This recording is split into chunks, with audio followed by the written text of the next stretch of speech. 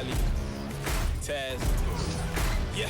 Set me free and give me death, there ain't no other choices. When I lay down and go to sleep, I keep on hearing voices. Little whispers in my head, man, is you fake or loyal? Rhino water, death designer, baby, pick your poison. These little demons living underneath my bed, creeping. Know the real monster lives above them all, sleeping. That subtle breathing in your closet every single evening. Thought you never see me again, looks can be deceiving. When they hear the sound of the drum, they'll be saying, oh Lord, here they come. Yeah, here we come. We take play seriously. That's why ATK chooses Omen by HP and Windows 10. Here we come.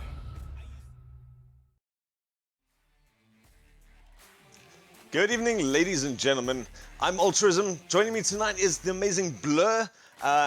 Got some cool information from him before this game started. This is going to be week 2 of leg 1 of the Overwatch by ATK tournament. Blur, how are you doing tonight? I'm good. I'm really excited for what should be a really exciting, strong game tonight. I'm feeling my fingers and my toes that this is going to be an absolute cracker of a match. We're going to see two teams that's really coming into form at this point in the season and should be a really strong match between the two of them. Indeed, those two teams, guys, are Rage Quit Odyssey is going to be taking on Evo Esports. Both of these teams have had a lot of success recently, especially against some big teams in the Overwatch League in South Africa recently. And the fun fact is, Blur is actually the coach for both of these teams. So out of everyone in the country, we have the person who knows these guys the best. And Blur, how do you feel about this matchup? I'm really excited. I really always like seeing these two teams play against each other. It's, teaching these teams systems and ways of playing means that when they end up playing against each other, it's always interesting to see how they interact and how they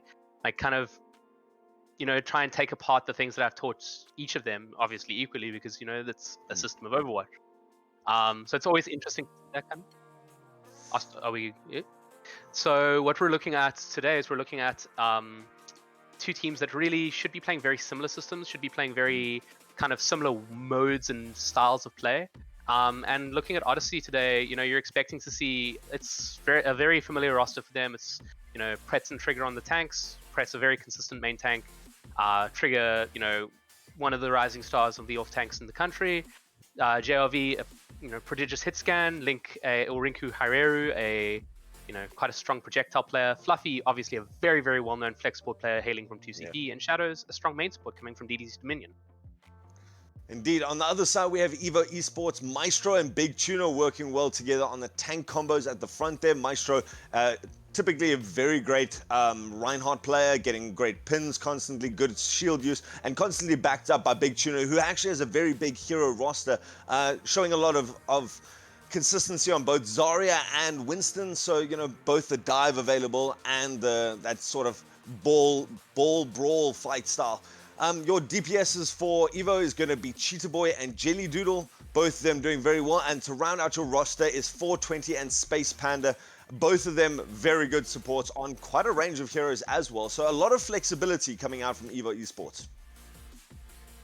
And looking at the map we have coming up first, we got Lijiang Tower. Lijiang Tower, 3 very different playstyles. You got the very close claustrophobic space of Control Center, which lends itself really to nice brawl comps, which is something you're expecting to see Odyssey perform quite well on. A lot of their focus has been placed into different variations of brawl comps and the way those kind of interact with one another. Though when we look at Gardens, you've got a very wide spread out dive style. So you've got something that you're going to see, and Gardens actually what we're having first. You're going to see, the kind of aggressive dive, a little bit of space control, which is something you generally expect Evo to be quite strong at. And then Night Market's a bit of a mix of the two. It's lots of wide open space, lots of environmental hazards, but also that when you get into the points, it's very claustrophobic, very close together, lots of hard choke points to break down. So it's going to be a kind of a toss up to what you can actually expect in that space. Well, we are in the Gardens first and foremost, and this is one of those points that if you can be the team who secures it for the first time, you can make it very difficult for the secondary team. And looking at who we got coming out, both teams running a very similar composition, both teams actually mirroring each other perfectly, both of them going for that dive comp, with Maestro and Big Tuna picking up the Winston and Diva for his team. We got Pretz and Trigger Happy doing the same for Rage Quit Odyssey. We got two Echoes, 2 Tracers, 2 Annas, and 2 Brigidas. That's fantastic. Yeah. These teams obviously have a definite strategy going into this. Yeah, but I mean, we'll see it coming out here. We're going to see, obviously the Echo and Tracer interact very nicely together. So that's going to be a very integral kind of relation in this game. Whose Echo and Tracer is able to follow up the damage the other does better. Indeed. So it's going to be who initiates, who can clean up kills, and that time skill has to be very low. We see now Evo is going to be the first ones to initiate. They've managed to pick up 3 already, just really starting the fight off on their terms and managing to get a good couple of picks. Cheetah Boy doing excellent work with that destructive beam, and Evo, a very quick, clean first fight. Yeah, Cheetah Boy getting lots and lots of value out of that focusing beam. And the dive from Evo seeming a lot more unified in the early stages. They got a really nice engagement there. And I mean, with Jelly Doodle and Maestro engaging, that just leaves Cheetah Boy to mop up the half-health heroes. So we're going to see Rage Quit now trying to get a couple of positional advantages here. They have managed to push onto the back of the point. They made some space for Rinku on that Echo to try and do some damage from high in the air. And it seems like they're just choked out now in this point. No one managing to get in, but no one from Evo really wanting to push back out. And so it's going to give their Rinku a little bit more space to work around the outside. JRV going very deep, but staying very safe. And no picks so far. This is what we were talking about at the beginning of this fight, was the fact that it's going to be up to it. And Evo's now managed to initiate. They've dived in very deep. Cheetah Boy and Big Tuna managing to get both of the support kills. That's going to make it very difficult for Rage Quit to try and sustain in this fight. Rage Quit have managed to pick up a couple of kills themselves, and so Evo actually taking a back foot now. They're going to lose the Diva. They've only got Jelly Doodle left on the point. They're still managing to tick up some percentage. They've also got Maestro, who's managed to pick up that Primal Rage and is starting to clear the point, and so even after losing a couple of big picks, they have managed to turn it back on. Are going to maintain this point again on 64%. Such fantastic trades there that actually favored Evo in the early to mid fights. They got the Anna and Brigida for the Brigida, and while the Anna did fall, it gave them that time to get that extra damage before Odyssey were really able to make any advantage on the ground count. Coming into this next fight though, we've got this duplicate online for the Echo of Evo. Oh, we've seen a couple of ults thrown out from both sides very quickly. They have managed to each pick off each other's Annas at the beginning of this fight. And so it seems like Rage Quit Odyssey coming out here at the beginning of this fight. Shadow's doing a lot of work, supported by his 2 DPSs. They're being pushed backwards now by Evo, and so even with the Primal Rage there on the point, trying to knock people back, it's still going to be Evo getting 100%. And that was very clean from Evo there. And again, you'd expect them to kind of have the advantage in these dive type engagements. Dive tends to be something that Evo prize themselves very much on playing quite aggressively, quite proactively, and they took the advantage in most of those fights. They controlled space, they took the advantages, they took apart the backline of Odyssey, and really, they've put themselves in a nice position going into the maps that maybe don't favor their playstyle as much to really try and swing it their way. Indeed, Gardens is such a big open area that when you're diving, you need to commit to the right area at the same time with your team, because if you leave the other half of your team far behind you, it really can be a disadvantage to yourself and you can overextend quite badly. So it's going to be interesting to see how they play now on the smaller map. On the side of Odyssey, you see them coming out with the double barrier or the Rhine Sigma double barrier TP strat. Something that's means to getting them a lot of control and being down a lot of damage. They managed to get onto the point very quickly now, but they've got to deal with a lot of close range damage coming out here from Evo. Evo has lost Cheetah Boy on the Echo, but the rest of them are looking still to dominate this position on the point. They've got to deal with the massive Symmetra beam. It has cut through very quickly. Symmetra's in fact got up her ultimate already. That barrier is going to go straight through the center of the point, managing to separate out, and Rage Quit Odyssey quickly taking that. Yeah, the problem playing against these Symmetra strats is you have to win the fight quickly. If you just let her exist and let her gain that beam charge, eventually she just does too much damage, and that was the case there. Using that ultimate very early, but Rinku Haireru also getting a lot of ult charge in that fight, as well as Fluffy. So coming to this next fight, they have a pretty strong ult advantage to try and hold out this point versus the aggression of Evo.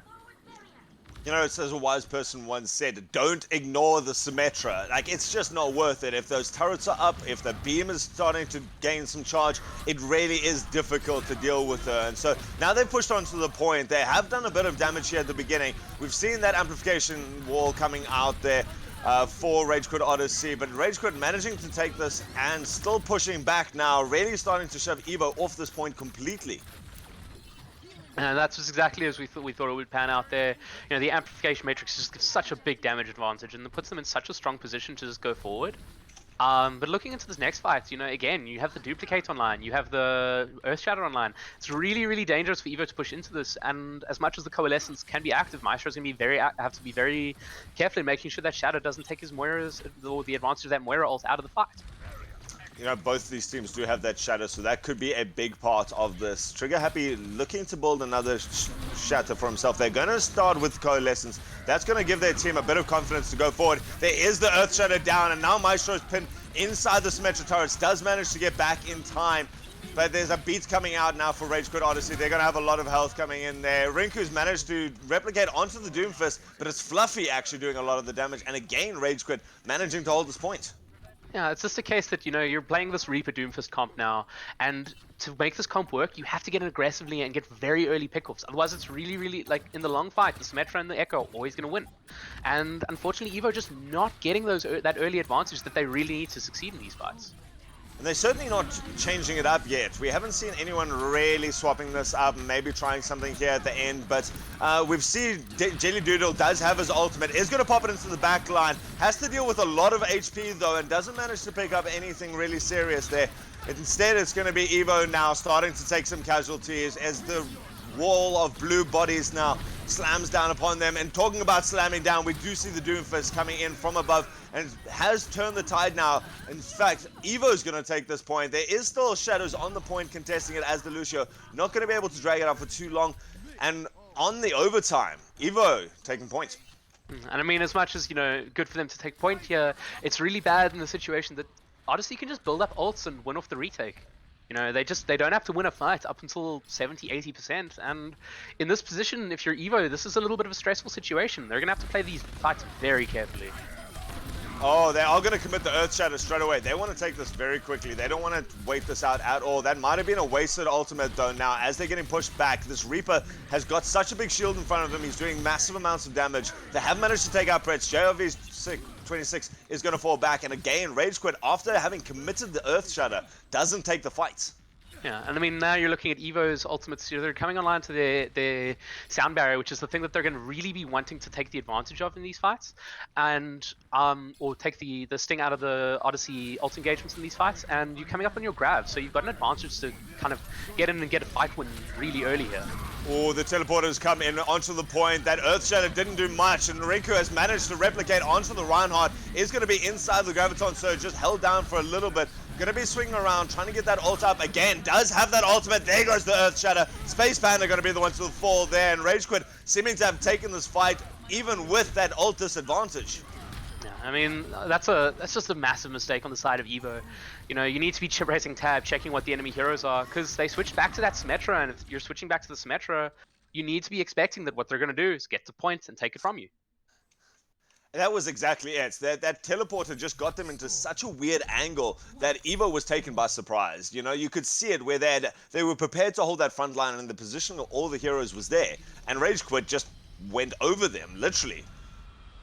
So far it's been a game of two distinct halves so far. You've seen a very dominant Evo performance in the first round, and a very dominant Odyssey performance in the second round. So here it's going to come down to a very brawl-intensive meta, and you're seeing two very similar compositions come out with Fluffy on the favored Moira, or favored Ana instead of the Moira, whereas Space Panda's on the Moira that can provide something of a burst heal to her team. So we're going to see a very aggressive brawl come out here, and so we'll see. This is going to be the decider. It's interesting that both teams have picked up both the Doomfist and the Reaper as their DPSs. Is that something you'd expect to see on this map? It's just hyper-aggressive brawl, Would probably expect to see a little bit more Mei in general, but, the Doomfist just allows you to be, like, incredibly aggressive, get incredibly up in their faces, and take control very quickly and with choke points. It seems like both these teams have recognized that potential from the other team. Oh, Rinku managing to get a nice punch through there, but Maestro going to be picking up the kill on Pretz. And now with the Reinhardt shield down, that's a big disadvantage for them. Rinku and JRV26 going to pick up some kills of their own. It's going to be Maestro falling down. And with that initial pick off from Evo onto the Reinhardt, it's going to be them on the disadvantage now as he comes back to reinforce this. Pretz with that shield is going to be able to shut down a lot of this damage, and they're going to put some pressure back now onto Evo. Evo are going to get not enough close to an ultimate. Instead, Fluffy's going to be the one to drop out that nano boost, and so Evo has managed to reinforce now. Neither team really wanting to give this up. So far, Evo did get the point in the original, so they're going to be getting the tick percentages, and they're going to drag this out and be happy with that. But so far, Rage Quit not really wanting to disengage, not really wanting to group up. They're wanting to drag this fight out. They think that this is still winnable, and maybe now they're going to reconsider. And you're looking at this from the side of Rage Quit. They didn't have point control. They didn't have man advantage for most of the fight. And to invest both the Earth Shatter, the Grav, or the Earth Shatter, the Grav, the Nano, and the Doomfist ult all in that fight, that puts them at a massive disadvantage with the Grav, the Meteor Strike, and the Beat still online.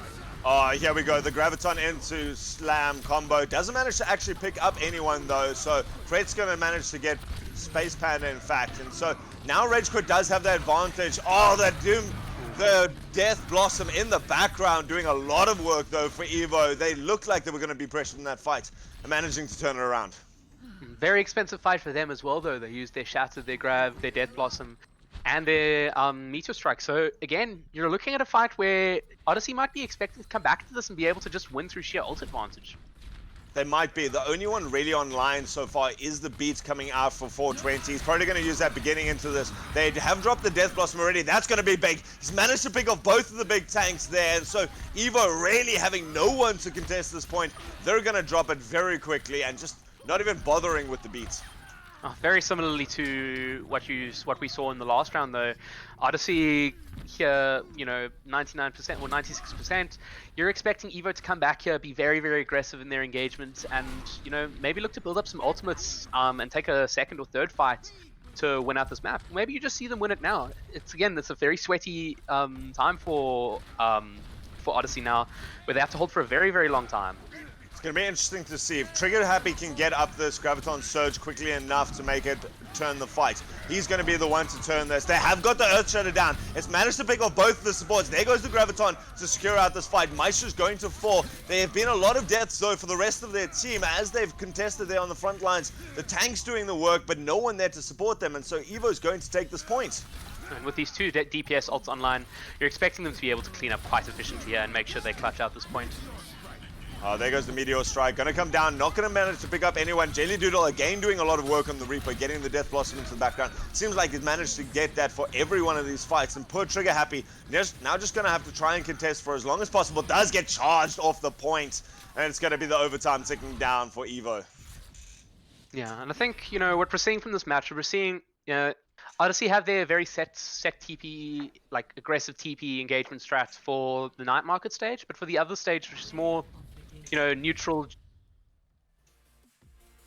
it's a more neutral style of play, like the more neutral general meta comps that you would expect to be seeing in these maps and in these engagements. You're seeing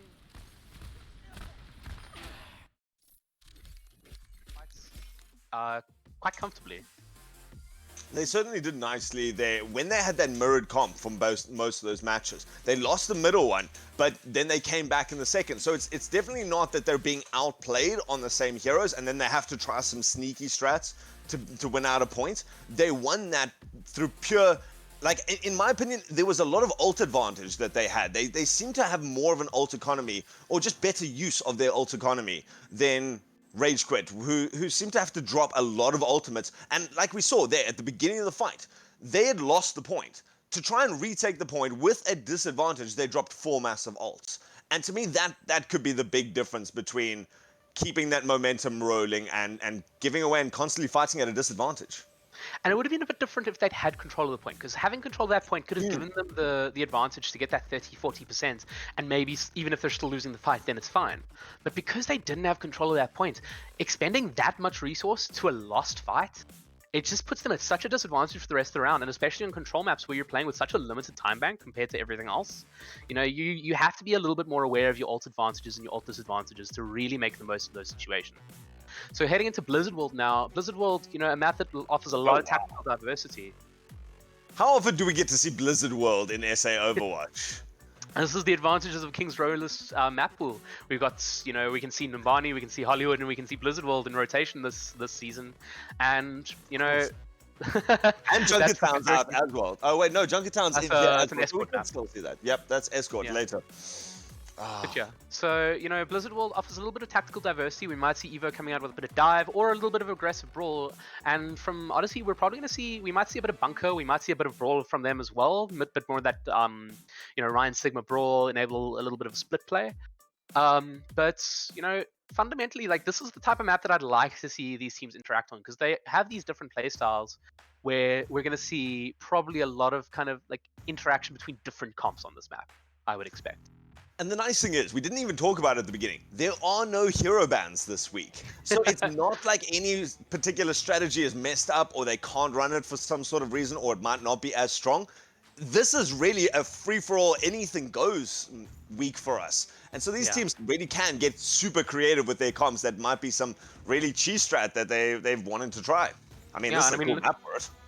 looking at in that vein, you know, you're expecting that this is probably the purest representation of like the team's strategies that they want to be enacting. Because when you're playing with hero bands, you're playing with, you know, we have to substitute this out for something that does something similar but not quite the same.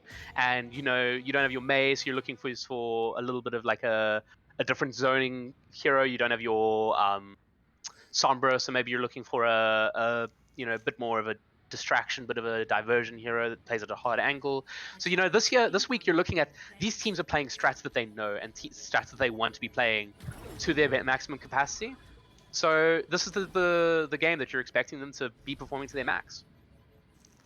Well, we are seeing some stuff. I mean, I'm looking out the corner of my eye at Cheetah Boy. Like, I'm not really looking at that bubble in case it pops. But on our defensive side, we've got Pretz and Trigger Happy taking up the doubles shields of the Orisa and the Sigma. We got JOV26 always proficient on that Ashe, and Rinku going back to that Echo that he got such good, like really reliable results with, again supported by an Anna and a Mercy. So a very solid composition. They are going to take on Cheetah Boy on the Farah. Oh, ruined it for me. Come on. Yeah, I think you're expecting to see the mercy of Odyssey really pocketing that Ashe. Maybe give it an advantage against what they're expecting an Echo, and in this case it's going to be a Farah. So they're really going to be trying to take that advantage early here, but you're seeing a big rotation from Evo, trying to stage that dive and give a couple of angles for their DPS to really engage aggressively here.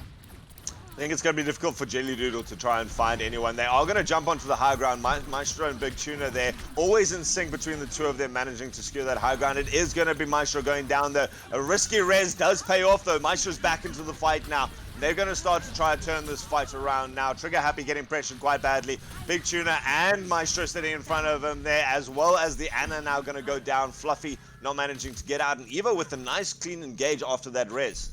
Yeah, from this perspective of Eva, there you can see what their kind of win condition is. They're trying to make sure that JRV is completely out of the fight, so that, you know, Cheetah Boy can come in and be as aggressive as he wants, Jelly Doodle can come in and be as aggressive as he wants, and really limit the amount of punishment those two can receive. So very direct, very aggressive dive that gives them really nice advantage early in the fight, and then their DPS are just able to clean up. Obviously a little bit of a risky res in there by 420, but you know, it pays off. Having your main tank in the fight is so valuable.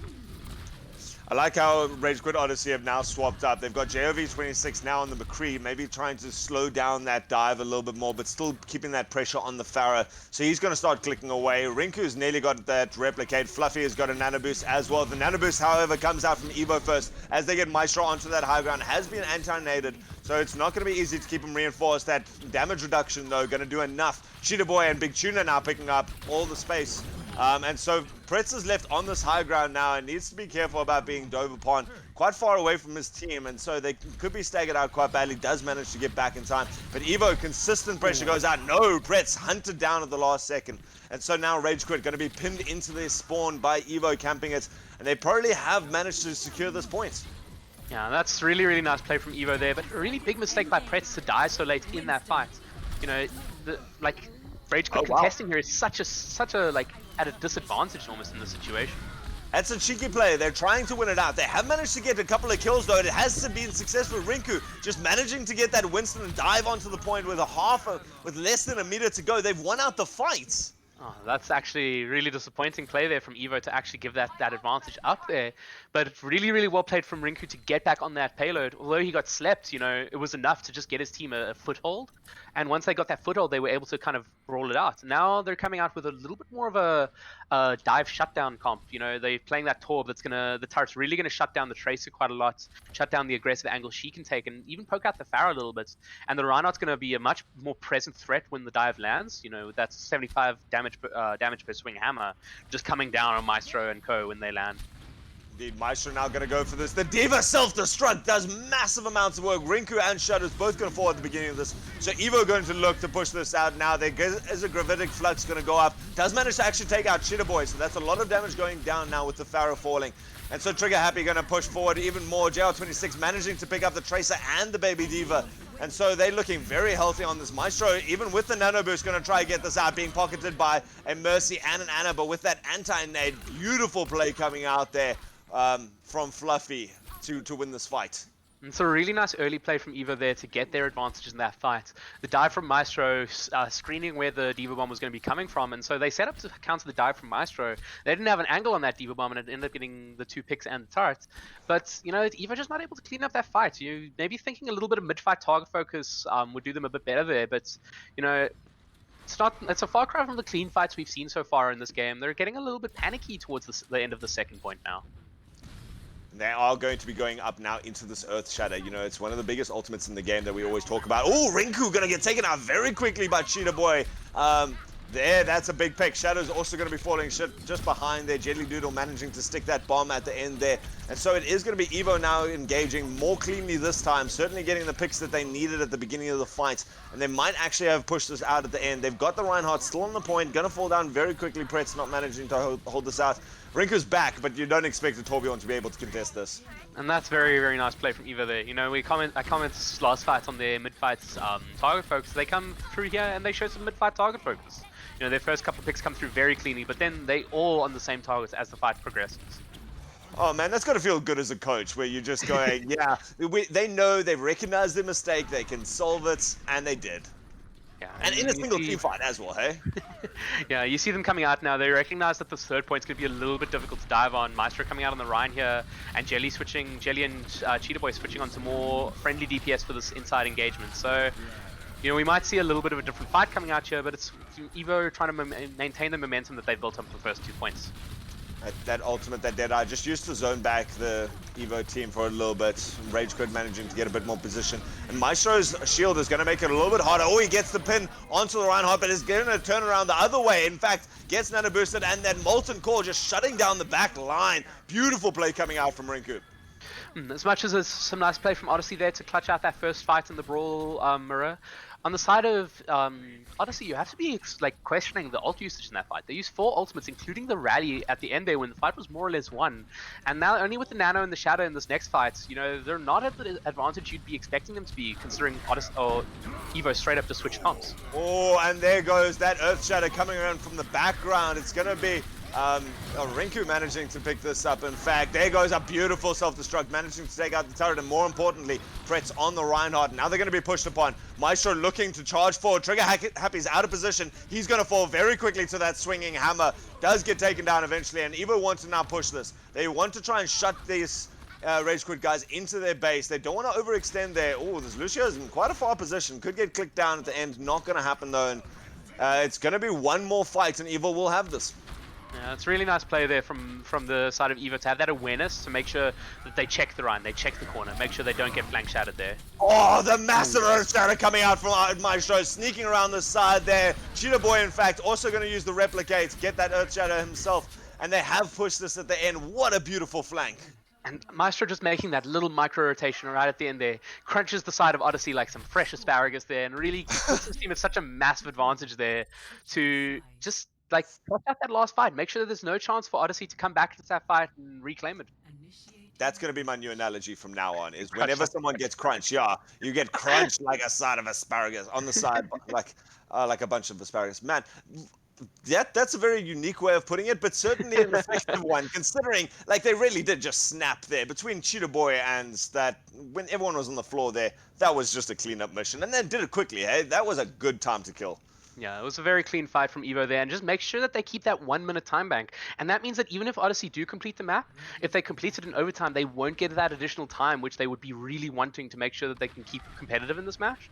So that puts a little bit more pressure on the side of Odyssey. They both have to complete the map and complete it within the 8 minutes that the map would allot for them with the 3 points. So you're gonna have to see from Odyssey, we're gonna have to see some very, very clean fights in the early to mid game here. Otherwise, they're gonna be left, you know, like scrambling for those precious seconds at the end.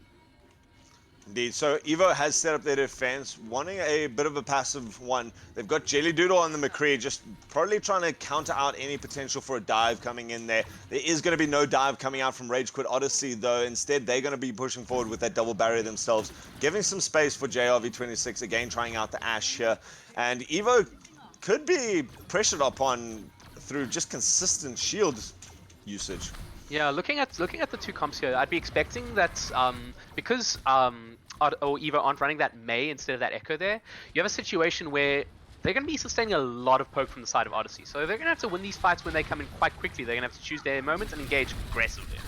Well, it's going to be Rage Quit pushing up very, very quickly through this point, and they put a lot of pressure. That Reinhardt shield didn't have a lot, but they've now got into the range that Maestro is able to swing that hammer and is doing well with it so far. Trigger happy now, again out of position, going to be caught out. Instead, Maestro's barrier goes down. He doesn't want to push this at all. Instead, 420 is going to go for it. Cheetah Boy's going to fall, though. So Evo doesn't have a lot of resources to waste now. They've still got to fight this out. They managed to put some pressure back, but they don't have a lot of people here. They're going to reinforce quickly, though. They managed to get Big Tuna back onto the fight, so the D.Va is going to be a welcome addition now. No team really building up any ultimates yet, so this fight's just going to drag out for a little bit longer. Maestro, again, getting forward with that big hammer. His shield's going to go down, in fact, and so he can't be too aggressive with this, but they've been aggressive enough. Rage Quit forced to back out. It's really smart fight management there from Evo. They see that although they have the advantage in the fight, they still have their main tank up there. They don't want to risk losing another pick in the later stage of that fight, so they back up to point. They play very defensively and give their team time to get back. You know, from Odyssey, you're maybe hoping to see a more aggressive fight since they do have a little bit of a spawn advantage here. But you know, at the end of the day, Evo played that really, really nicely to get them in range of their brawl and really just capitalize really nicely when the second fight came in. So this fight now going to be largely on the hands of Maestro. Going to try to throw out that Earthshatter. It does get shut down by the shield from Rage Quit Odyssey. So the Gravitic Flux now going to come into the backline. That's going to pick it up. They do manage to get off the dead eye. No, he's going to get shut down fast enough. Maestro desperately trying to tuck into the corner again, like you say, just tucking back when they're under a lot of pressure, trying to stay alive, trying to keep that position on the point. Maestro, though, not going to be able to do anything when the rest of Rage Quit now unleash the tidal wave upon him. And looking at that from Evo's side, it just complimented them on good fight management, but you know, they didn't really play their advantages in that fight. They saw the window come out and they kind of kept brawling in front of it. You know, they didn't play the fight slow enough for 420 to build up that beef before the Gravitic Flux came out from the side of Trigger Happy, and now they're just staggering themselves even further, which is going to delay how quickly they can take this fight at all. Ooh, Cheetah Boy, that's a big pick there going on to the Ash, especially. Now Pretz is going to have to back it up. I don't know if they can really contest this. Evo's certainly getting a good position here on the high ground and making effective use of it. Yeah, I mean, even if the high ground's not going to benefit Evo as such, maybe it benefits Jelly Doodle, but even if it doesn't benefit them as such, it benefits them that that's the side of Odyssey do not have it. Oh, we see the Replicate going to go out onto the Sigma. Makes space, though. Big Tuna managing to alley-oop into the background, getting Trigger happy again. So they're going to now pinch down onto Pretz. Poor Arisa not managing to get out there. So a bit of a wasted Replicate, but certainly did well enough in that fight. Yeah, I think at the end of the day, just the additional pressure that duplicated Echo offered in there was really, really strong in making sure they were able to get an advantage there. But looking at the situation going forward, you're maybe expecting them to be at an alt disadvantage going to the next fight. In fact, they've already got Bob that's just been thrown out by JRV26. So committing to this fight quite quickly. They're a little bit spread out, but they should be able to follow up quite quickly after this. Rinku as well got the Replicate. So it's going to be interesting to see if Rinku probably going to go for Maestro's Reinhardt, I would say. What do you think? I had a temporary disconnection there, but I'm back now, I think. All right, so, yeah, Rinku's got his Replicate up. Maestro's got his Earth Shatter up. So it could come down to a battle of the two Earth Shatters if Rinku decides to go for Maestro and doesn't get picked off. And has a team left when he manages to eventually build up that Earth Shatter.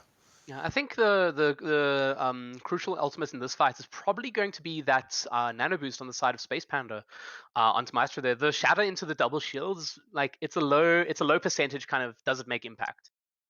So you'd expect Rinku's duplicate Earth Shatter to have a much higher chance of making impact. But if Maestro can get in close and get that nano boost, then it's going to be, it's just then an exercise in gutting the enemy team. Because at that point, you don't want to be that close to a Nano Ryan as a poke comp that like Odyssey are running. And the amazing thing is they've also got this beat that's going to be able to pop out. So Rinku going to go up. He has got that Earth Shatter, misses everyone though, right? Maestro goes down. That's going to be big. They don't have the nano onto him, and he does fall very quickly there. And the beat being expended in that fight means that they don't have anything to counter this Gridvic Flux, which will be coming out in the next fight. The play from Odyssey there actually quite interesting. They pull up the Reinhardt to try and land the Shadow for Rinku, but unfortunately for him, all of Evo just backed off away from Maestro to make sure that they weren't at risk of that. Oh wow, that was a good fight coming out from Rage Quit. They're going to try and be a contest. 3 minutes on there. Somehow 420 managing to get up over the top. Going to fall down. Oh, what a Transcendence coming out now to counter it. In fact, also the Gravitic Flux picking them up. Everyone from Evo just pushed forwards at that stage, trying to make good use of that, but they were just caught into the middle of it. And with a Baby Diva and a McCree, they are not going to be able to contest this out. Yeah, but I think you can see the logic from the side of Evo there, in that they go into a fight that they're likely not going to win. They have an ult disadvantage. They don't have the crucial resources they may need. But what they do is they pull out a lot of ults from the side of Rage Quit. They pull out the Trance, they pull out the Gravitic Flux, and they put themselves in a situation where they've wasted a bit more of their time. They still have 3 minutes on the clock that they get to push this point on, but now it's just, they're doing it with a few less resources. It means they can get back into these fights. They can get a little bit of an advantage coming into these next fights here. That's the beauty of being the attacking side now, is you can do it. Oh, Jelly Doodle getting a double Deadeye kill. That's both the DPS is going to be out for Evo though. And so Evo going to be falling very, very quickly. Oh, sorry, doing all the damage. Sorry, it's going to be Rage Quit falling quickly, and they're going to be pushed back. And again, pulling out a couple of ultimates there, building some more themselves, but Fluffy dropping that nano boost. Yeah, I mean they're now looking at switching onto a bit more of a brawly comp, something that suits this third point. The close proximity to the third point's been fought at a little bit better. They obviously rate themselves to take the kind of more pokey brawl comp that's Evo are running by the horns and try and get the advantage here. Oh, this Reinhardt gets the pin, charges them both off there. Pretz just recognizing that trading himself out there was a big advantage. And so they managed to get it. They're going to have a bit of a spawn disadvantage now, where 6 Evo players are going to come out, but they need to come out quickly. They need to come out well, and they need to come out together. Maestro trying to get onto the point. Instead, it's going to be Jelly Doodle managing to find that Rinku's got that ultimate up and has replicated the Reinhardt. Going to go down instead, and just the Bob now doing some work in the background. Spaceman has been pinned on the side there. Bob just doing work there. Now we see Pretz coming from the background, and it is going to be Rage Quit with even more time in the bag. Yeah, and Rage Quit doing really, really nicely to switch their comp quite cleanly. They switch when they'd already used their ultimates. They switch when, they would be at a disadvantage coming into the next fights. And they put themselves in a position where they had the advantageous comp against Evo there. They had a lot more control playing with that Ryan Sigma split than they did playing with the against the Ryan Diva, because the Ryan Diva really is going to struggle. There's not really that many projectiles they can be completely efficient against. There's not really a lot of time for them to poke. That comp's going to come in really aggressively at them. From the side of Evo, you maybe want to see the Zaya coming out there, something to give their Ryan a little bit more protection, a little bit more sustain in the longer fights. Because once they get Pretz up close there, it's just gonna be so difficult to keep him alive, or to keep Maestro alive when you're playing the Diva style engagement against the double barrier. And Pretz went forward quickly there. I must admit, at the end there, Rage Quit really pushed their advantage. They managed to get into the face of Evo, probably faster than Evo expected, and they just took that advantage, took that positional superiority, or at least positional aggression, and pushed Evo back. And we have to give credit to the discipline of Rinku there, where he kept the duplicate, even though Cheetah Boy on the other side had used his duplicate, which put him an advantage in the sense that he was able to have that be the second Reinhardt in that last fight, where his team was at a disadvantage and they needed that second Rein on the field, when the side of Evo didn't have that anymore because he'd been charged off the map. All right, so it seems like Rage Quit on the defense have managed to counter out, or at least guess well enough what Evo was planning to do here. Have given themselves quite a decent advantage here at the back. They've got Rinku on the Torbjorn, who's going to be there to try and counter some of the pressure coming in. Cheetah Boy again going to have to look out for that turret. And so Evo's first little assault has been fended off. They've got 30 seconds left, so they're trying to get themselves into position. They've only got one real opportunity here. And so while Cheetah Boy and 420 are in the air. We see the flank coming all the way around now. They've gotten onto the back. They're diving into the background. We see Maestro going to go down quickly. That's a problem. Shadow's there, just managing to shut it down so well. And it seems like Rage Quit is going to be able to get this point completely defended with not a single tick on it. And that's a bad situation to be in if you're Evo right now, because if they're going to get a touch on this point, Jelly's going to have to go now, and I don't think they're even going to try and get that at this point. He tried. Space Panda there at the edge, but had to go into a Torp turret. I mean, even when you're just trying to touch the point, no matter what character you've got, that Torp turret is more than a little bit annoying. Yeah, I think if you're looking at the side of Evo in that last fight, you know, once Maestro goes down, you really have to get out, regroup, and just get ready to touch that last engagement. You're seeing that they swapped out the Tracer for Hanzo there to try and get a little bit more value, but because the Hanzo wasn't able to pick up those angles and get behind the shield, he really didn't do very much in that fight. You know, his Hanzo might be great, but we will never know because he was just shooting shields. Indeed, to me, it just seemed like Rage Quit won the rock paper scissors battle there. They understood that Evo was going to come out with the dive comp. When you're running something like a Brigitte in the backline that Shadows was running, it's there so that when the tanks jump onto you, you can turn it around. They had the Torp turret set up to try to shut it down, and it worked perfectly. Their team comp did exactly what it was supposed to. Yeah, and that's, you know, on the side of Maestro there, you maybe want him to engage a little bit more passively. You don't want him to use his jump cooldown to get into that fight and get super aggressive on that backline, but you want him to kind of just drop down, keep that jump when he has to escape, because he's going to have to escape. You know, if you're going to keep that dive going, you need to get some early poke and then keep spamming them, but they engage too aggressively for what they were fighting against, and, you know, this game is now Odyssey's to lose. You know, they're going to be playing this very pokey bunker again versus the pokey brawl of Evo, and you know, you think that the poke bunker would be favored 1-2 fights in. But it seems like Pretz and Trigger Happy just very happy to run forward and put that pressure on. They don't even wait for the Reinhardt shield to break. They just go straight at them and push onto the points when Maestro does have that sort of assault. So Evo there has managed to pick up quite a bit of ult charge here, doing a bit of poke damage. There goes Maestro into the back line, has done so much. It's Cheetah Boy though with that double pulse bomb kill. Not pulse bomb, the sticky bomb, yeah. Doing very well there to turn that out, and Evo, a clean initial engage. Yeah, it's really nice there from Evo. Again, waiting it out, getting into the position, and then just, you know, collapsing on the enemy team here. 1 minute left. You don't expect that Odyssey will get another fight if this one goes poorly. So they're going to have to play this very carefully, especially since Cheetah Boy is pumping out the ult charge to get to that duplicate. That duplicate could be an absolute fight swinger here. I love that JLV26 has gone on to the Widowmaker though. That is an ambitious play into this, looking to get those angles into the back line. But it's going to be Evo going to be putting that early pressure on. They have lost their damage dealers. Both of their damage dealers going in. They started the fight, but they could not finish it. It's going to be Rage Quit going to be able to take this. And they only need to touch the point once. Big Tuna also going to fall down. And that Widowmaker not needed. It was just the rest of the team absorbing and turning that damage around. It's a very, very smart play there from Odyssey to just back up, sit a little bit further away than they did in the previous engagement. You know, the previous engagement where they were sitting on the corner of point, they backed up a little bit and sat a little bit closer to the mega health pack in this situation now. And now they've put themselves in a position where going into the 2CP map, they might be thinking that they might have a little bit of an advantage. Oh man, there was Maestro's play there, just going around the outside, giving his team a good advantage into that, managing to get the points captured at the end there, really pushed it all the way to the end, but not managing to keep that defense strong enough there, and certainly not managing to get onto the point. Maybe a little bit over-ambitious in their dives. The dives have shown some good work for tonight so far, but it's going to be a 1-1 scoreline between these two teams so far. Guys, we're going to go to a quick 2-minute break. Don't go anywhere.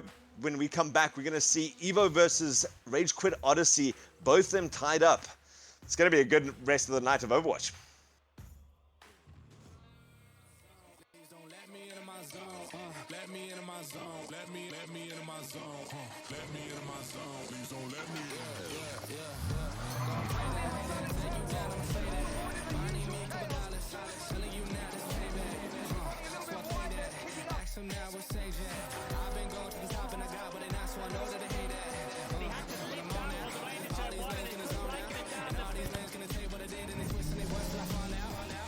But I know that, so I keep what I'm doing cause I own that. And I stay in the lab and I kill everything, but I don't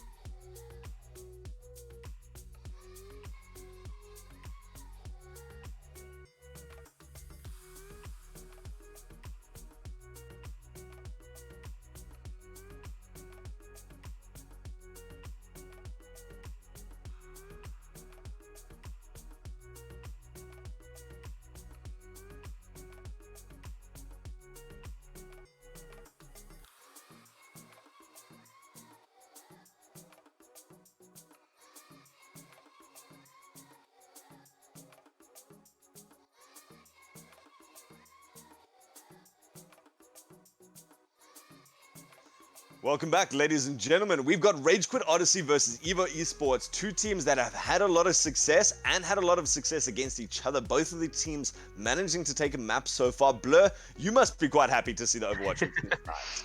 I'm actually very happy to see it. There's been some really nice interactions between the two teams, and you're really seeing a kind of difference in playstyle. Evo tending very much towards a dive and brawl centric compositional structure, whereas Odyssey tending a little bit more towards playing a bit of that bunker, playing a bit more poke to try and get that advantage that's Odyssey's or that Evo had in the Lijiang Tower game. So coming to this in this game again, it's another map that you might see a lot of bunker out of, a lot of dive out of. So it's going to be again that clash of playstyles that's going to be really interesting going forward to see what these two teams bring at each other. For me, a 2CP map is just an assault map is a little bit more favored towards a dive comp on attack anyway, because if you're going as a bunker comp, you need to get it right every time, or at least enough times that you drag out that time bank to quite a lot on the first point. But a dive comp only needs to work once. You don't even need to be able to win the fight super quickly. You just need to be able to win the fight. And so a dive comp that we are seeing Evo going to be running, if they don't change it up, but they shouldn't. This is a comp that we've seen from them a lot. Maestro and Big Tuna again. We saw them maybe not initiating cleanly enough, maybe committing, like you said, that jump into the fight where they need to try and get a little bit more position. They're not scared to take a flank and then initiate a fight, but they need to not initiate those resources. And instead, for Rage Quit, we're going to see a counter dive as well. Yeah, I think on the side of both sides, they've practiced with the kind of stall dive on this point. I'm surprised to see the Tracer on the defending side for JRV.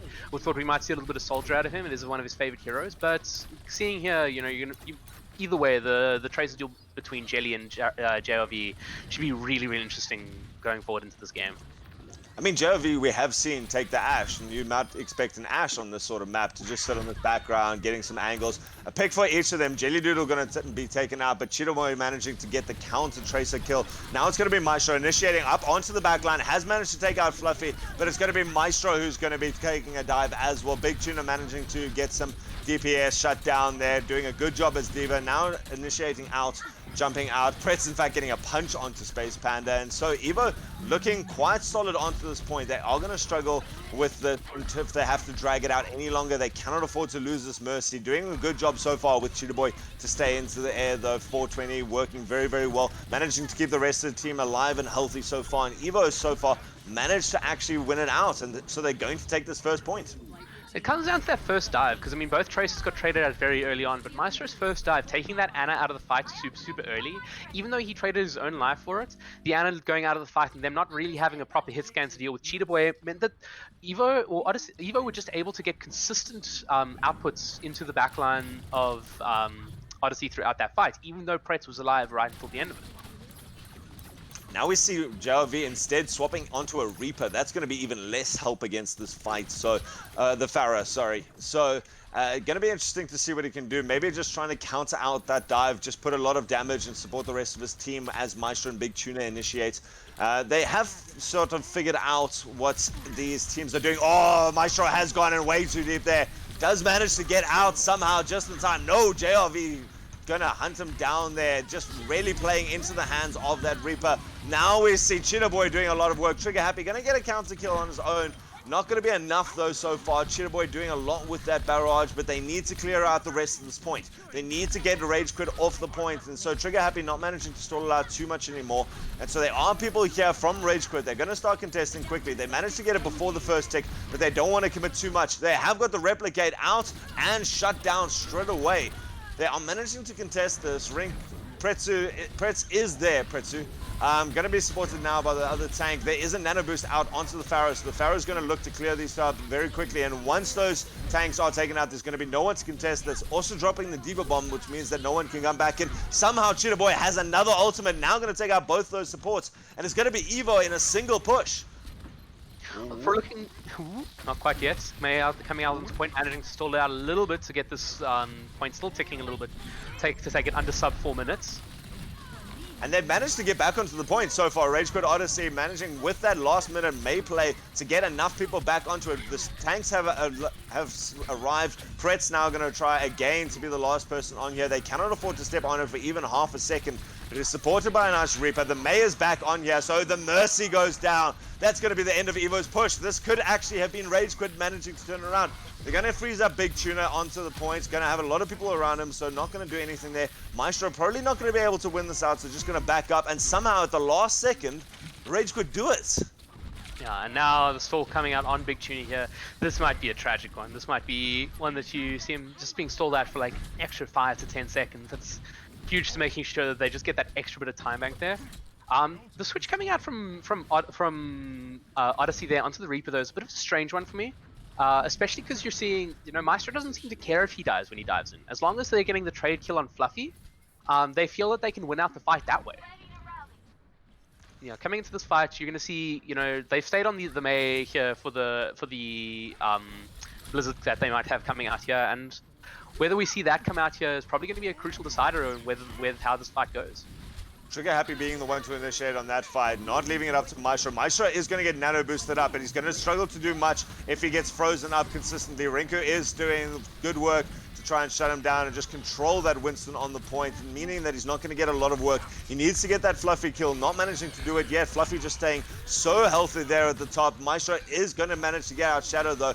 Cheetah Boy going to be the critical pick there, and the Mercy going to follow as well. Just Rage Quit again stalling this point out. I think, again, still sitting on that Blizzard is really a healthy position for Rage Quit to be in now, because it's just going to buy them so much time if it comes out and it comes out efficiently. So from the side of Evo here, you're maybe looking at, do we switch the composition up? Do we maybe shift to something more Ryan centric that can push into this May Reaper a little bit easier? Do we just stack up our ults and try and pull the Blizzard out? Maybe that's a difficult position for them to be in now. Maestro again going to the back line. Big Tuna following up very quickly. Jelly Doodle's got a nice pick and then jumps off the edge of the map. Cheetah Boy, though, with these consistent ultimates, always has them online. Doesn't manage to pick up enough, though. And Rage Quit still looking very healthy on the point. They've got JRV. They've got both of their tanks on the point there. Cheetah Boy still pretty much uncontested in the air. Going to jump up. Got the support of 420 between the two of them. I don't know if they're going to be able to clear out this point, though. They've still got a minute 21, so looking to get reinforced by their team. JLV going to drop the ultimate on the point and has managed to get the support from Rinku to turn it around. That's a long time for those two to hang around. Yeah, it's a really substantial ultimate investment into that fight as well for Evo. They've invested that barrage, and they're really sitting on just, they might have their self-destruct in this fight, but they're sitting on just the Valkyrie coming to this fight against the Nano of Fluffy. But by the same token, both DPS ults used for Odyssey in that fight, as well as the Primal Rage. So if you're Odyssey now, maybe you're looking to switch it up, but, at the same time, they don't seem interested in doing that. They seem interested in just keeping it this way, because this seems to be working for them. We see Maestro committing so much to take out Fluffy at the beginning there. It's going to be important that Fluffy is able to get off that nano boost. Has taken now a point on the low ground. Maestro going up long and high, trying to shut that down. Everyone from Rage Quit now countering it, though. They realized that was the plan from the beginning. Have managed to take out Maestro, so that's going to be a difficult fight for Evo to take in the beginning, though. Big Tuna onto that high ground, now getting hunted down. The justice from above from Cheetah Boy does manage to get a lot of work out of this. Triple kill on the point, and so this Pharaoh uncontested in the air, and this Reaper has been shoved into the side. JRV26 is going to go down as well. Evo doing a very good job here. Fluffy going to try and contest at the end. Pretz now alive. He did do a stellar job before. Has managed to keep it alive for the last second. Evo takes the point eventually in overtime. It's very, very nice play there from Odyssey to stall at that point for such a substantial amount of time. They worked down from what was nearly a 4-minute time bank to nothing. That's overtime. They just need to push this map now, make sure that they have an advantage. If they get over 1 minute, then, you know, it's theirs to lose again. But it's a really, really nice position for Odyssey to be in now. And something that Evo are really going to have to consider. Do they keep running the comps that they're so comfortable on, or do they start trying to counterplay Odyssey a little bit? Because that seems to be the kind of difference here, is that Odyssey are playing, you know, they're playing very, very strange. Definitely going to have to talk to them about. But at the same time, it's also working for them. Like, it's something that they're getting advantages in fights. They're getting into situations that really, really benefit what they're trying to achieve. And going into the attack now, that's something that Evo are really going to have to consider in terms of their hero picks and in terms of their mid to late game. To me, it seems like Rage Quit Odyssey has figured out Evo's dive. They understand that Maestro's going to jump into the back line, the target is Fluffy, and so they made a couple of changes. They put JRV26 on the Reaper, and pretty sure the instruction there was sit next to Fluffy, kill the incoming Winston. You know, that seemed to work at the beginning of every fight, and after they had figured that out, Maestro didn't get enough in the back line to initiate onto his team, and they just lost people consistently in all the fights. Yeah, and I mean, that's very much what we're going to have to be looking at in this fight again, is does Maestro get that value, or does Maestro need to start adapting to play a little bit more passively and a little bit more control-based? Because that seems to be the big difference here, is that, you know, Trigger or Pretz, who are on the Winston in these fights, has been really, like, quite patient and quite stable, whereas Maestro's been very, very aggressive. And so that's going to be a core thing coming forward now.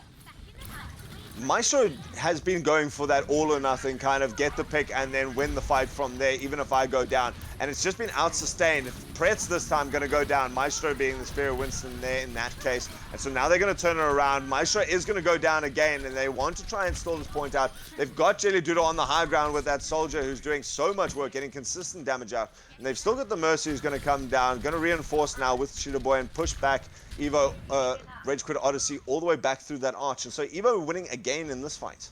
You know, the value of the soldier in this composition is twofold, because as well as its really nice range damage that can poke out the Echo, make sure she can't get value, you know, nice consistent damage, it also means that when the Ana gets dived, you know, he drops his health pad and she throws a nade, and suddenly they're, you know, sitting on like some really decent healing there. Oh, this is going to be big. They get hit by the anti-nade, and so Pretz and Trigger happy jumping in straight away. This is going to be a massive opening here for Rage Quit Odyssey as they push onto this point. There's 2 tanks left, and so managing to also get down that Mercy from 420 means that Rage Quit just seeing that opportunity and taking it. And that's so clean from Odyssey. You can have all the healing you want, but it doesn't matter if you're purpled. Really, really nice awareness there from Fluffy to get into a position where he can land a fantastic nade and really put his team at such a big advantage for that fight. And now you're looking at Rage Quit, you know, 5 minutes on the clock coming into the second point. They're going to be looking to really stamp their authority here, and Evo must be sweating a teensy bit at this point. Indeed, you see some big ultimates. Oh, JRV going to be taken out by Cheetah Boy at the start out this fight, so gonna maybe draw it out for a couple more seconds. Gonna trace the reinforcers quickly, but Pulse Bomb will be useful to have in this next fight. The big one though is going to be that Nano Boost. Yeah, the Nano Boost onto the Winston there. It's going to come down to whether they can... Whoa, that was an optimistic play. Evo just threw everything at them. They threw the Winston at them, into their face, tried to get that shield up to give some space there to Cheetah Boy, who just dumped an ultimate as fast as he could. Everyone from Odyssey dropped back quite quickly though, and so a big commitment from that ultimate for Cheetah Boy to try and get them back. Yeah. Coming into this next fight, you're going to see that Nano Boost is going to be quite crucial, because if they can keep Space Panda alive through it, they put themselves at a really good advantage. But I actually think that Duplicate might be just as important. Duplicating a tank adds a lot of health and a lot of really substantial cooldown value into the fights, where Echo, you know, has very limited utility past damage. So that's going to be really, really important coming to this next fight, but they have to get through the doors first. It's been a whole minute and they haven't even taken a dive. Space Panda and Jelly Doodle under absolutely no threat because of the constant pressure that Cheetah Boy and Maestro are applying onto this backline.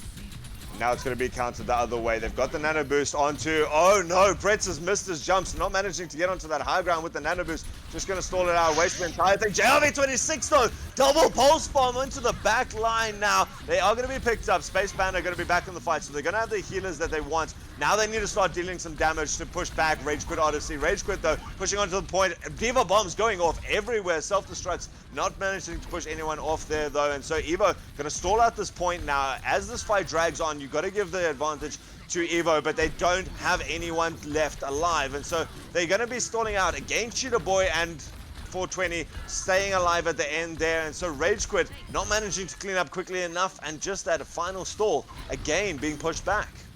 And you have to be looking at the composition now and saying, they have to do something about Cheetah Boy. He's been such a present threat again, and he has this barrage again. He gets pick after pick after pick every single fight, and they're just not managing to substantially beat him out in the air here.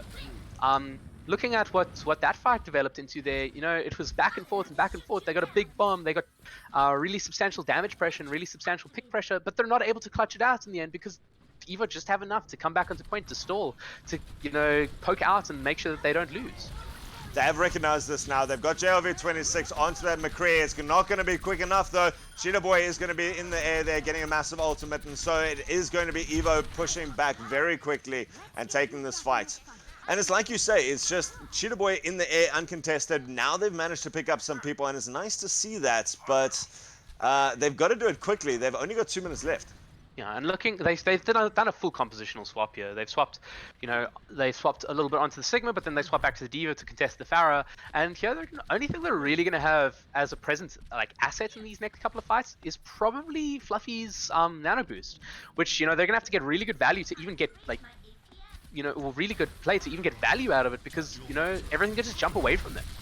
Oh, big early ultimate coming out now from the soldier on the high ground. Jelly Doodle just not really letting anyone contest into them. Does give some space for his tanks to push forward though. Has split up the fight nicely, but it's not going to be enough. So far, Evo is staying alive. They managed to drop the Valkyrie. That's going to keep everyone, and so they can counter pressure now. It's going to be huge. That original pick just cascading and snowballing into the rest of the fight, and another 30 seconds off the clock for Rage Quit Odyssey. And this is a situation that if you're sitting on the side of Evo, you have to be very optimistic about. They have their Deadeye and their May ult incoming, but it's going to be another fight at least. And at that point, you're in last fight territory. It's getting very, very sweaty now for Odyssey. And they have to be thinking, you know, coming into the Primal, coming into the Nano, coming into the Barrage, and coming into the Diva Bomb. This is really, really dangerous for them. There's so much at the hands of Evo now. It's going to be up to them when they want to drop it, and so this Deadeye is going to have to get a lot of work. Going to probably stay back at the end there. We see the monkey dropping into them now. Diva Bomb also thrown out. JLV26 is on the high ground, has got a view onto the Maestro, only picks up the one though. It is going to be Evo still staying alive. They've still got both of their healers on the point. They're trigger happy, trying to threaten Anna on the high ground, just gets demexed as they go in. And now with only 40 seconds left, Rage Quit Odyssey went from looking like they wanted to get a good time bank to can they actually finish out this point? Yeah, it's disastrous for them now because they're coming in there. Their Diva's still going to be respawning. And, you know, they have to touch this point. They have to touch this point in the next 20 seconds. It's really, really risky. You know, do they even get their May ult off? Do they get their next Nano off? Do they get their Diva Bomb off? You know, you're coming into a team that still has 3 ultimates online and possibly the chance of having that tactical visor online as well. It's a very, very dangerous position now for Odyssey. Lizard is going to be thrown out. No one from Evo though actually on the point. Instead, Maestro going to do a lot of work before he gets frozen up on the point there, managing to knock out both of May. Even the beat now dropped out from Rage Quit Odyssey, trying to get something in. Trigger Happy is reinforced from the back, has finally managed to take out Cheetah Boy, but Jelly Doodle has that ultimate, gonna try and shut down Trigger Happy, having to expend his entire defense matrix into his face. Doesn't last long enough, and it is gonna be Evo taking this third map. And that's incredibly well-managed fights from Evo there. They know what they have to do to win these fights. They know, you know, we just need to kite the pressure out from the Reinhardt, then get the picks off on the Anna, the picks off on the McCree, and it's, you know, it just turns out in their favor that they're able to just use those resources so well. The switches may be coming out a little bit too late from Odyssey to really be effective in this game, but, you know, you see here, like, when they were efficient, they were so efficient. And that's a situation that maybe we just need to see a little bit more of going into the map 4 here. Otherwise, you know, you're looking at Evo like landing a pretty comfortable win if it's a map 4 win here. Indeed. You know, to me, Cheetah Boy and 420, but it is 420, right? His 420, yes. 420, yeah. The Mercy who was playing alongside. Those two just managed to stay alive for a long time. And it was a weird dynamic because when they were on the attack, it was the rest of their team was dying, and you just had this poor pharmacy floating around the point trying to contest it against 4 people who were reinforcing quickly. And so it didn't really shine on the offense because them being alive at the end there and just staying alive for so long didn't really matter for Rage Quit Odyssey because they couldn't contest the point. However, on the defense, the fact that they were uncontested meant that they could stay alive for so long and stay on the point and consistently do damage that they weren't able to be shut down, and Rage Quit was just never able to clear the points. And Yeah, so 'cause- that 'cause of turned the- around. Yeah, because of the nature of the first point, the fact that they had that Anna and Brig in the high ground that could take those rotations and get into a position that could really, they could make a fight very quick. The Pharah and the Pharmacy on the side of Evo didn't really affect Odyssey as much. Obviously, it was the pressure point, but it was easier to play around. On that second point, which is so easy for the Pharah to just take up some high ground, take up some high cover, and just spam down from, it really was very, very difficult for the side of Odyssey to really effectively counter it, especially without a pure counter to it. And once they switched onto a pure counter to it, it almost took too long for them to get into that position that they were able to effectively play against it. And now, looking onto a map 4, looking onto a Junkertown, they're looking to take that Pharah advantage away. They're saying, okay, you know what, we struggle, we're struggling a little bit there. We're going to give you wide open space that you float something up in the air, Jarrett or JRV can just completely snipe it down just immediately every time. So I'm expecting JRV then to be on something like an Ashe or a Widowmaker. I mean, picked up both of those so far already in this, so I'm confident on both of them. Yeah, I'd expect that would be what we're looking at into this fight. I'd expect that we're seeing a little bit of bunker out of the side of Odyssey as well. I'd say that you're probably seeing a bit of Orisa Sigma because they have shown that they're willing to play it, and they have shown that they're probably going to be quite strong in it. And I think Evo will be a little bit nervous about it. It's not something they like to play so much, especially on evidence of this series so far. They're not comfortable in taking it against Odyssey here, and maybe that's something that's going to come back to bite them in this map. Junkertown was, of course, the map that these two teams ended on last time, and it went on to a 5-5 or a 6-5 thriller that really took forever. It was such a long fight. And going into this next one now, you're really gonna want to see them maybe produce a similar performance. See if they can make it a spy, if for Odyssey take it to a map 5, for Evo, show their superiority and show that the results are staying the same as it was last time. Evo's been running that dive. In both of the last maps, we saw them very, very heavily towards that Winston and Diva initiation. Do you expect to see them run a similar sort of style now? I mean, we've seen Rage Quit do both a dive and just a wall tank Reinhardt walking forward, and they've got the bunker strat in hand. They seem to be a little bit more flexible, except in, threatening Cheetah Boy in the air. But how do you think Evo is going to adapt to this? Do you think they're going to push on with that same dive strat? I would be surprised if you ever play dive on first point. Again, with so much space, you're gonna be able to poke them down, 20 miles away. You're just gonna have such a disadvantage playing dive in the early stages of the fight. But I'd say once you look onto the second point, you might be seeing Evo think, we've got this really nice high ground on the second and third point to play with. We might think, dive might work for us. But on the first point, I'd be surprised if they're not either playing. Maybe they play a bunker, but I would be more expected to see a Ryan Diva out of them on the first point. A little bit of a Ashe, maybe some Echo. I would be surprised if they come out onto this first point with dive. On the side of Odyssey, I'm very much expecting to see bunker map through. It is a very strong bunker map, Junkertown. Really long sightlines, really easy to secure corners. And that's the kind of geometry you're wanting to abuse. You're wanting to abuse that really long space to kind of poke down before they're really able to really take an advantage on you. And so coming to Junkertown now, that's what we're looking at. So it's going to be a lot of how these teams attack into it. You talk about Odyssey having such a nice bunker comp, and the fact that they can just you can keep leapfrogging it backwards almost. You can keep still those sight lines, but stand so far away and consistently just rotate around it. You can keep your distance between you and the other team at 30 meters, 40 meters all the time. So it's going to be difficult, and Evo is going to be slightly limited in their positions. They're going to have to stay around that card to a certain extent. They can't go too far away from it. And so they're going to have some corners to play with. But I like to see how these guys started out. I've seen weird stuff come out of the beginning of Junkertown. I mean, the number of bastions I've seen on Junkertown recently is fantastic. Just maybe it catches the other team by surprise. They might be pushing up a little bit too high, take the first fight aggressively. But if we've got these two teams, if the attackers can pick something off at the beginning, I like the fact that those sightlines can be exploited as an advantage. You know, you might have to then duck away, because if you're then caught out in a disadvantage in those big open spaces, it could be very easy to get collapsed upon. Yeah, and looking at the side of Evo, we're going to see Evo on the attack here first. Looking at the side of Evo, it's going to be very much down to that first fight, I think. I think the first fight is really going to set the tone of this map, because if they can get through this first point, and really kind of take that advantage early on, I think that puts them at a really big advantage in the second two, because the second two is where, you know, they can start to play more their style. The first point's going to be really, really difficult for them, because they're playing in a style that, you know, suits the bunker style comp that Odyssey is going to want to run. But point 2 and 3 gives them a little bit more versatility, a little bit more to play with, and that's the stage we might see them playing, you know, with a little bit more flexibility and a little bit more of their own style. So do they get the advantage early in this game, and, you know, from once they've got that advantage, you know, are they able to get through the first point cleanly? Because if they get through the first point cleanly, then it could be, you know, a very quick map for them. But, you know, on the side of Odyssey here, they're going to want to extend this first point as long as possible.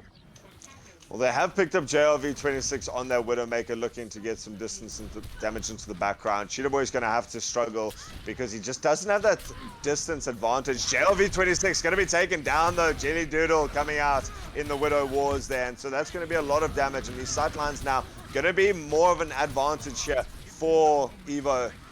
So Evo pushing forwards. They picked up the Zarya, in fact, to combo with that Reinhardt, and has given him a lot of survivability. Just allows him to run forward and close that gap, close those big sidelines if he needs to, if he's caught out in the middle of nowhere.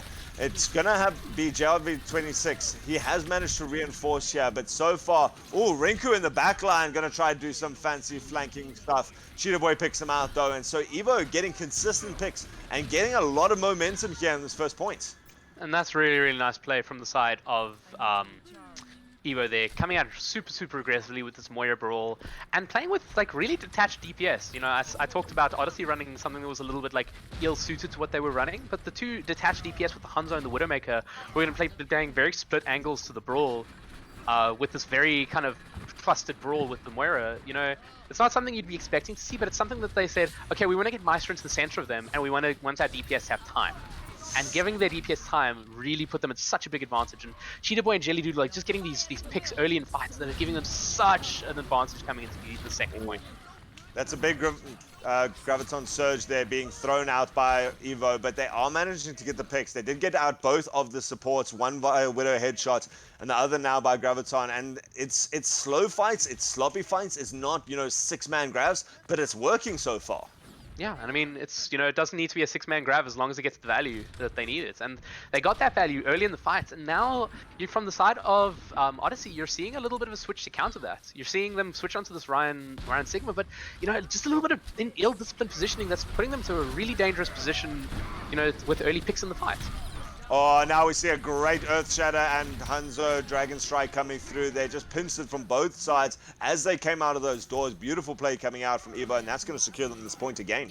That's fantastic from Evo. They're now sitting in 542, coming to a last point where they're really going to be looking to just come in and be super, super aggressive again. The situation so far is that if they finish this with a good time bank, you know, they've accomplished their goal. They want to put themselves at such a big advantage that completion was enough for them, you know, where completion was enough for them. And looking at the situation, you know, Jelly Doodle has, you know, seen no cause to switch off this Widowmaker so far. Cheetah Boy seen no cause to switch off this Hanzo. They're now playing into the Sigma, and with this aggressive brawl that they've been playing, you almost put them at an advantage coming into the Sigma, which wants to play a little bit slower. Gravitic Flux does go out to start off the fight. Not going to be able to pick up much. In fact, he's going to be absorbed by that Zarya shield. Now we see the beat dropped out. It's going to be counted into the Earth Shatter. Is it going to be enough to keep them alive? He does get the pin going through. Cheetah Boy also doing well. These damages, double snipers, it doesn't work in just quick play, I must admit, but it's working for them here. Yeah, and I think this is the situation here where you're looking to the drawing board for Odyssey, and you've said, okay, we're playing their game with them now. Maybe we need to play this a little bit differently. Maybe we need to shut down their DPS at angles a little bit more. And that's the switch coming out from Trigger here with the Diva, where maybe you're going to see a little bit of a switch up coming out in their style of play, where they're going to play a little bit slower and try and push out Cheetah Boy and Jelly Doodle in the early fights. Trigger, they're trying to get him to that high ground to shut it out, but not going to do a lot there. Manages to get out Jelly Doodle. Jelly Doodle has dropped, JLV has also dropped his ult, his bob, and so it's going to put a lot of pressure on Evo, and Evo is trying to scramble back very quickly, retreated all the way to their own doors, know that they've lost this fight, and don't lose anyone else though. Yeah, I think from their perspective, they just want to make sure that Bob doesn't get unnecessary value, and they're not feeding into ultimates on the side of Odyssey, because they do have such a big ult advantage right now through Evo, and you know, with the Nano being the only ult on the side of Odyssey, and you know, the huge amounts of ultimates coming out from Evo, it's just such a dangerous position to be in. That was a massive Graviton Surge, managing to pick up 3, but the Dragon Strike wasn't fast enough. It did split the team in 2 though, and they were not able to retreat. So Evo, again, having dropped all their ultimates, has gotten a pretty clean fight so far. They're pushing towards that last point. They've only got a couple meters left, but there are enough of the Rage Quit Odyssey to come back onto this. The Dragon Strike, hopefully down the center of it. Not going to be able to pick anyone up though, and Evo does clear it out at the end.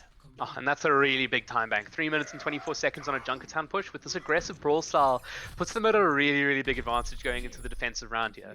What they're going to run on the defense might be a little bit more in question though, especially again because Dive is going to be so unfavored on this first point. You can run it, but you know, you're going to have to give up so much early space. I'm actually thinking we're going to see a little bit more of an aggressive brawl from them.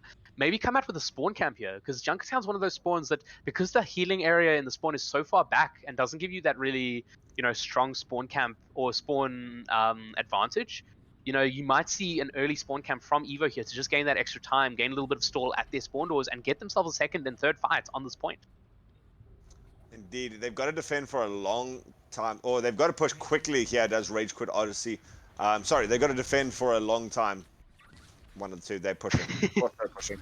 They're attacking. Right, so they've got to push quite quickly. They've got a big time bank to complete. So there in the last fight, we saw them on Volskaya having a lot of advantage there and not managing to push it all the way out to the end. We thought that they were going to actually do that with a good time bank. They had to try and get some sort of advantage. Stalling out all the way. So first job, get this to the end. Second one, compete with a 3-minute 42 time bank. And we are seeing Cheetah Boy on that Bastion. Here comes our spawn camp. Oh no, I do not like this. What is this composition? We're seeing a Bastion here. Bastion's recently got that big buff, which might actually make him quite viable in this space. But just, it's the strangest system. I'm more used to seeing a Reaper and a Mei here. But you know, if it works for them, it works for them. We'll see now. Oh, they've committed heavily to the spawn camp though. They've got anti-nated, but that Baptiste ultimate, Baptiste field going to keep them alive there. And with that many shields around them, even though Rage Quit jumped everything at them, they are going to stay nice and healthy. That's a big bunker to actually push into. I know it's not typical bunker, but the double shield and the healing it's enough to keep them alive. I'm actually quite surprised that Jelly Doodle has decided to stay on the strong rack, considering how far he's going to come back to get from spawn. But here he is, back in the position now, and Odyssey actually coming out with a Bastion of their own here. They're trying, but they don't have the positional advantage. And so far, in fact, Rinku is going to be the Spirit Bastion. He's got enough support from his team that he's actually able to push back the whole of Evo. And Evo, after committing heavily, poor Jelly Doodle just managing to get back into the fight and going to have to take another long walk. But this is the style that I'm talking about here. Because they've decided to play the spawn camp, they've got a minute off Odyssey's clock, and Odyssey have just started pushing the payload. It's coming to this next fight now. They've switched the DPS here. They no longer have the Bastion, and they've switched their off-tank. They no longer have the Bastion. They no longer have the Junkrat. They're onto an Echo Ash Xayah. And because the side of Odyssey had to switch that Bastion to bust spawn as well, you now have Rinku coming out with no ult as well. So it's a fight that they very well could come through and just win very cleanly here. Certainly a good advantage so far. Jelly Doodle falling early in this fight is going to be difficult for the rest of his team. They are being pressured on the high ground now. Maestro trying to get into a position. Rinku is going to fall down, so big DPS going down for both of these teams. Somehow Rage Quit managing to get behind, but that Earth Shatter from Maestro again coming out very, very well in this. Nice healing grenade keeps his team alive though, and they're going to start swinging around themselves. Fretz is going to be the Spear Reinhardt there. Maestro going down at the end of that, and JLV26 very happy to sit at the top there and do huge amounts of damage. Yeah, and I think if you're looking on the side of Evo here, you have to be starting to think, how are we going to counter JRV here? You saw how Trigger Happy did it in the other round where he switched to the Diva himself and just pressured on that high ground. But, you know, Evo have so far shown that reluctance there. They want to play this aggressive brawl, and if they want to play this aggressive brawl, they need to play the Xayah to really enable Maestro and the DPS to get quite aggressive. But they're also not playing the DPS for it. They're playing an Echo and an Ashe. And the Echo and the Ashe are far more poke-intensive DPS here. So maybe they should be considering switching it up there, and Rinku getting the second pick onto Jelly in a row that really puts them at a big advantage coming into this fight. They still have to try and contest this high ground, and so they're going to commit a couple of people. There we go. We did see Trigger Happy trying to just get onto that high ground a little bit. The Bob comes out as well now. Jelly Doodle too far away to get back to his team. JLV's 26 is Bob really doing work in the background. That's a triple kill for the Bob. Really just shoved into the center of that fight, and what a way to clean up. That's a massive Bob there. And I think, you know, on the side of Evo, like at some point during that fight, it might have just been a call to die to the Bob and make sure they can get a reset without contributing too much ult charge. But still, that's an incredibly large play there from JRV to just clutch out that fight that they already had the advantage in. So coming into this fight, again, we're looking at a huge time back on point 3. And you have to be considering, if you're Evo, how do we switch this up? How do we shift the momentum? They still haven't swapped onto more aggressive DPS. They haven't swapped onto more passive off tank, and they're sitting in a position now that, you know, they have to be starting to shift these fights in their favor. They've wasted a lot of time, you know, switching comps and then like losing two direct fights afterwards. Well, they push forward aggressively now. Maestro's shield very close to breaking. In fact, it does go down. They've got Big Tuna in the face. Is going to get a lot of work. 420 as well, managing the punch at the end. And so Evo going to look to capitalize on this. They've got the advantage in this fight. Now they're pinning the poor support in the side corridor. And Evo, for the first time, actually looking to stand their ground. Yeah, and stabilizing this point here is good because it means they could get another 2, even 3 fights on this point, you know, at the corner and at the end cap. But, you know, it did take them a really long time. It is a very long time still. 4 minutes is a very, very substantial amount of time to hold. And they're going to have to hold aggressive because, again, their comp wants to. Their tanks want to. And if they give Odyssey the space, Odyssey will take advantage. So they're going to be playing into the positioning advantage here from Rage Quit. Rage Quit going to try and split off that fight, but Maestro now pinned on that high ground. He's going to struggle to get out of here. Has done a lot of damage so far and manages to get back to his support. So Rage Quit there contested even on their high ground. Oh, and Pret's going down at the end. And that's just a really good bit of awareness from Maestro there. He sees Pretz is pushing quite aggressively. They've got that scanning arrow up in the position there constantly.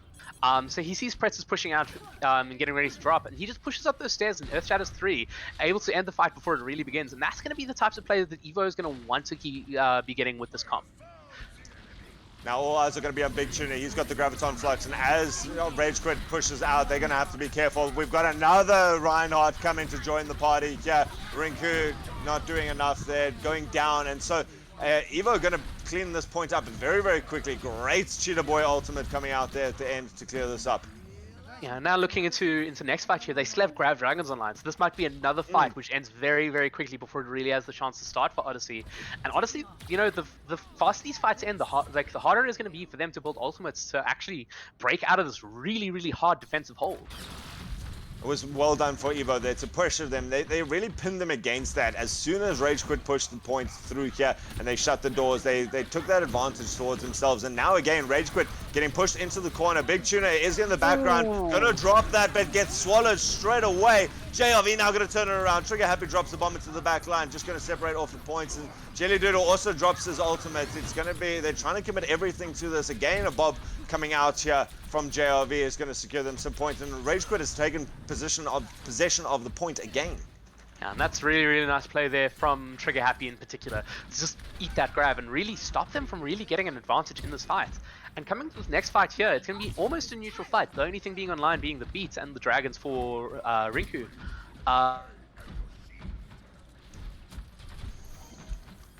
So Evo pushing out now. They're trying to stick into the corner, waiting for Rage Quit to get a little bit closer now. That Moira ball getting eaten very quickly.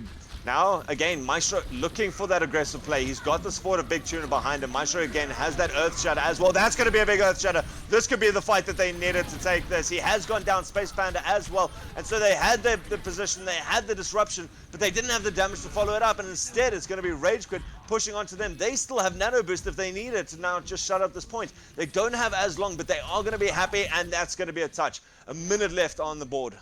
And that's a fantastic Earth Shatter early in the fight by Maestro, but there's just no follow-up. And especially once the damage starts coming back at Maestro, Wallace or 420 really, really needs to be looking at that beat and saying, I probably need to commit this to win us this fight. Winning that fight would have been crucial in actually ensuring they ended the point there. But with a minute left, I think Evo will still be quite happy with that hold. Odyssey obviously still have that lifeline in this game, but unless they get an early success on this second attack, you're really gonna be looking at Evo to really clutch out this game quite easily. Do Evo try the spawn camp again, or do they kind of back up or play a little bit more defensively? We'll have to see. But for the side of Odyssey, you have to be thinking that they're gonna have to win this first fight, or it's really gonna be a difficult defensive hold for them.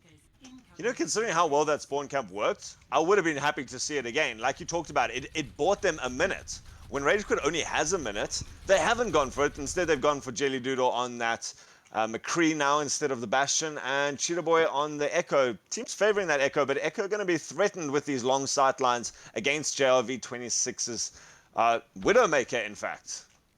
Yeah, I think the crucial part here, though, for the side of Evo is going to be how wide an angle can Cheetah Boy take. And you see him already taking up that silo position, which is really, really hard for the DPS to contest on the side of Odyssey, because if they contest him, they straight up sacrifice the fight on the front line. But, here it's going to be a situation. Does the slow, methodical damage of the Widowmaker pan out, or does the constant ticking damage of the McCree and the spam from the sideline of the Echo?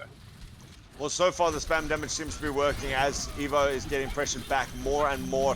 JLV26 in the back lines, always going to have a side angle, so always something to be aware of. But Evo's managed to tuck themselves into the little side room. That's going to buy them a little bit of time in this fight. JLV manages to get the pick off on Jelly Doodle, so that's going to be a huge amount of damage going down. There's still a Lucio with the 2 tanks in the side room there, but he's going to be pressured upon now. Pret's looking to run in there, and the rest of the team is going to go down. They're getting pressured now. Pret's just charging through the center of there. Once he had Maestro, they managed to pick up Big Tuna as well, Tuna Boy as well. And so now Rage Quit has an opportunity to close out this first point with only 7 seconds left. They're going to be playing this last little bit in overtime.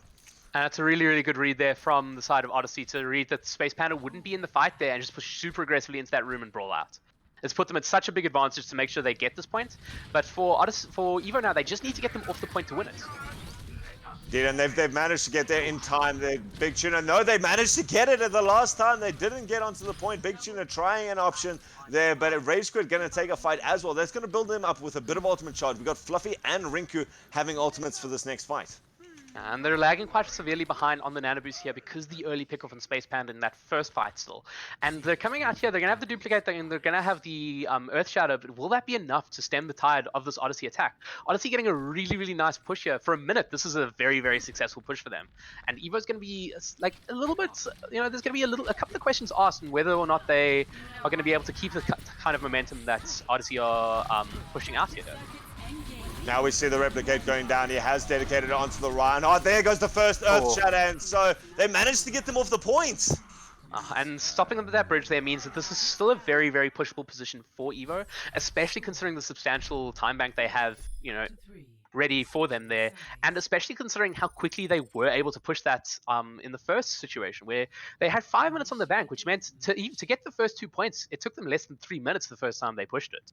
So coming into this situation here, Odyssey needs to be considering how do they counter that very, very aggressive push that Evo came out with on the first push, and what is their contingency if they start to lose this the first couple of fights?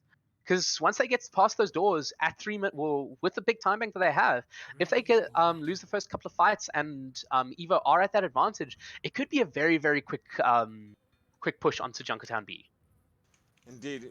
Evo, though, has consistently shown this aggression. That's how they want to play. They've got Maestro again on the Reinhardt. They've got Big Tuna on the Zarya, and the two of them are standing at the front there, really just getting in the faces of Rage Quit. So Rage Quit needs to have that flexibility to go back. The damage that they've gone out for here could really struggle if it's Maestro pushing forward very quickly with his team. JLV26 picking up that Widowmaker and Rinku on the Hanzo.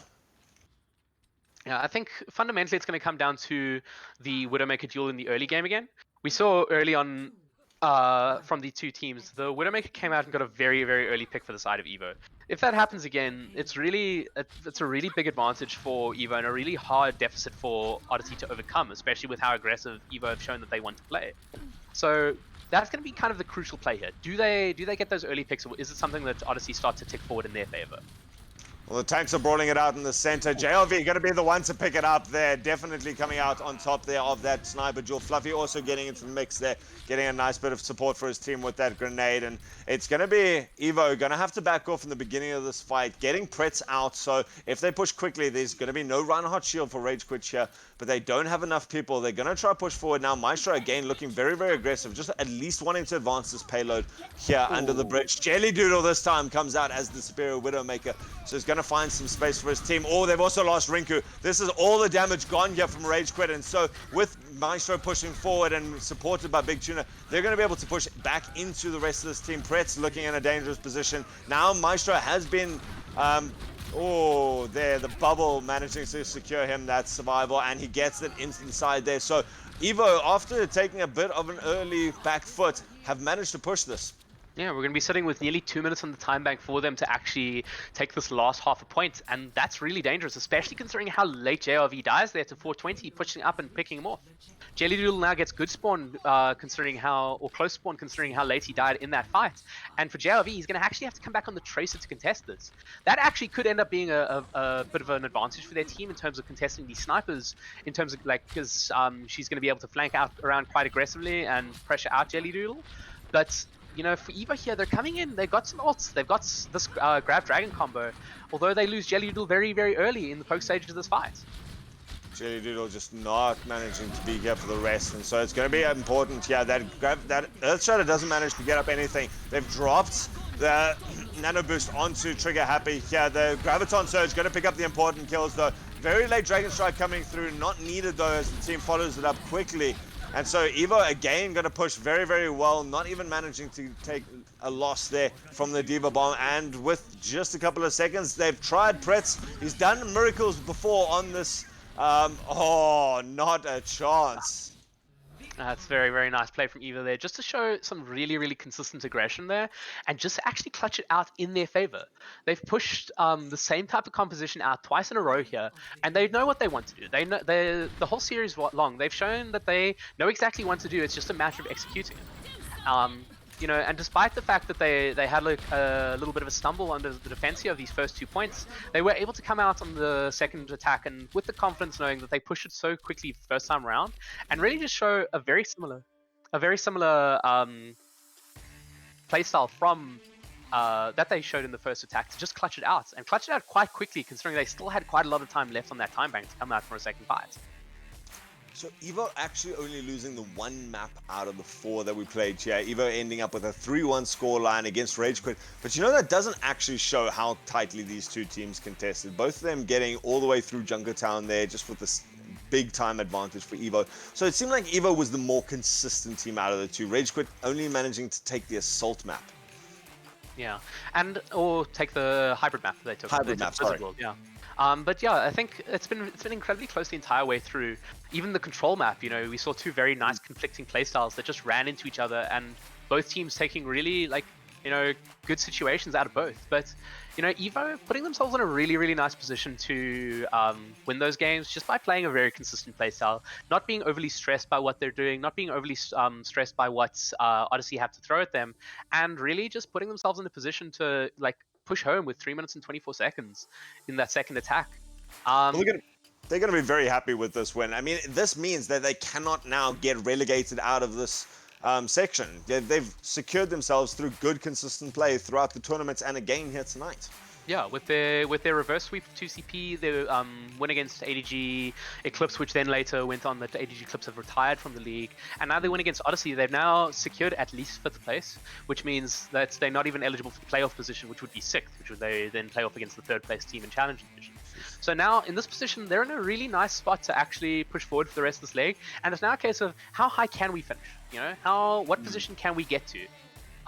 And whereas before it would have been, you know, we want to make sure we stay in this division. Like I'd say probably the top below the 80k 2CP Snorlax, they're not really like they're looking at how do we stay in this division and make sure we become a elite division mainstay. So for this situation, that's going to be them saying we're going to be here next lane. We're still going to be here. We're going to make a complete push out of this, and we're going to see how far we can go. So that's a really good position for them to be in, I think, going forward. Especially considering their playstyle is very aggressive. Having confidence, it helps for a team. So is there anyone from either of these teams, considering there was a lot of good play from both of them, is there anyone who stood out as your MVP here? It's actually been a really tough game because it's been really tough to pick out standout performers. They've all played so well. I thought it's been a very, very tight game. I think if we have to pick someone though, we have to be looking at the kind of tank duos there. And I think, less so Maestro, because Maestro very much committed very aggressively to getting the picks there and very much aggressively to making sure his team won the game. And I think you have to be more looking at Big Tuna there, because Big Tuna's the one that was able to steady the fights when he committed so aggressively and got picked. He's been the ones that committed so aggressively, got the pick and then got picked himself. He's been the one that had to clean up the other 5 people left on point. He's been the one that's has to look for those grabs, look for those the Diva Bombs himself. And, we've been seeing consistent usage of the ultimates from him. We've been seeing consistent, strong, strong, neutral play where he's been very high charge as Zaya. He's been really securing the fights early on as Diva. And he played some really decent Sigma in that spawn camp as well to secure his team a really, really long hold there. So I think that's a situation where he should be really proud of the situation he's held for his team, and has to be considered as a major component of why they were able to win out this game.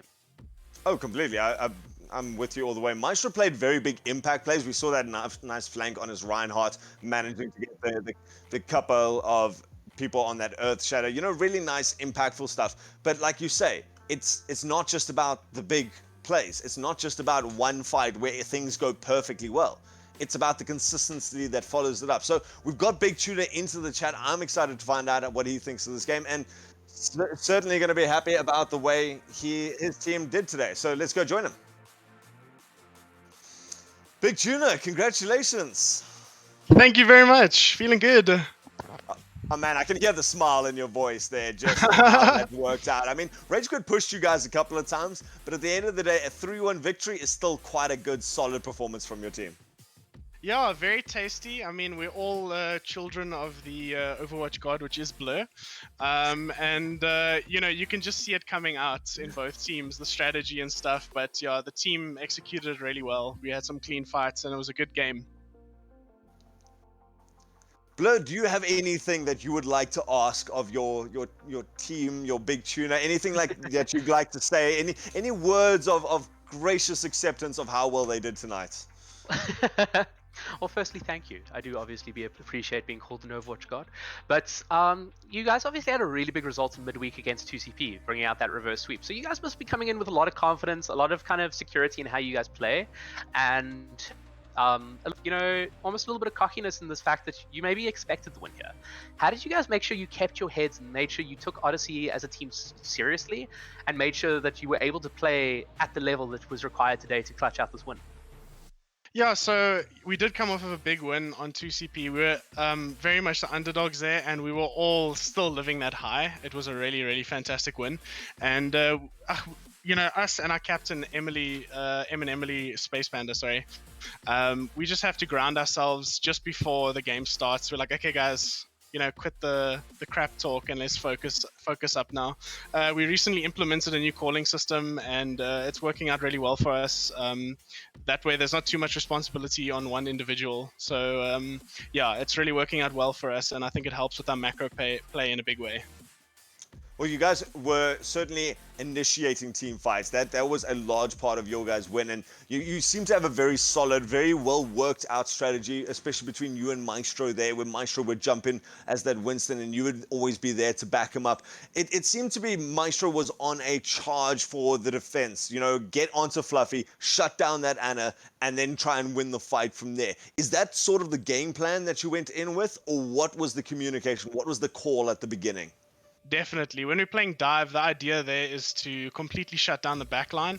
Maestro is a fantastic tank, and he initiates the call. He says, "Okay, guys, we're gonna dive the healers," and I think if you're playing dive and you can successfully do that and pick off the Ana, like the main healer, you're busy shaping up for a fight to be won there. So yeah, that was the call. Yeah.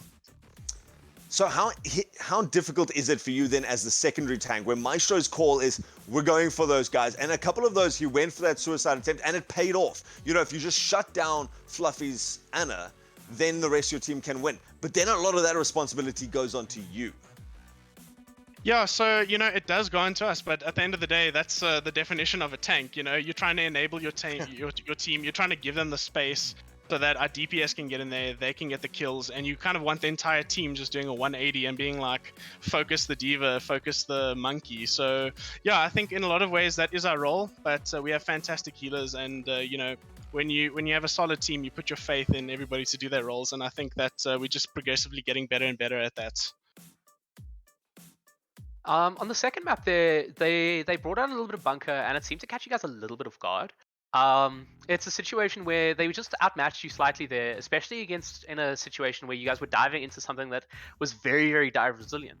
When you were coming up to map 3 and coming up to Volskaya, were you at all concerned that they would be following that same trend of compositional picking, or the same trend of playstyle that really served them so well on that Blizzard Wall map, or were you just confident enough in your own strategy to just push it through? That's actually a great question, Blair. That's well analyzed. Yeah, like when we played that angle against what was very dive resilient and us pushing in with the Reinhardt on Blizzard World, we did notice, but sadly we noticed a bit too late, that they had the Zenyatta, they had the Baptiste, and everything to discord onto Reinhardt and just completely shut him down with like moving back slightly. So sadly, like we did realize that, but it's definitely going to be something that we take into consideration now, and moving forward we'll definitely change our comp and react to that faster.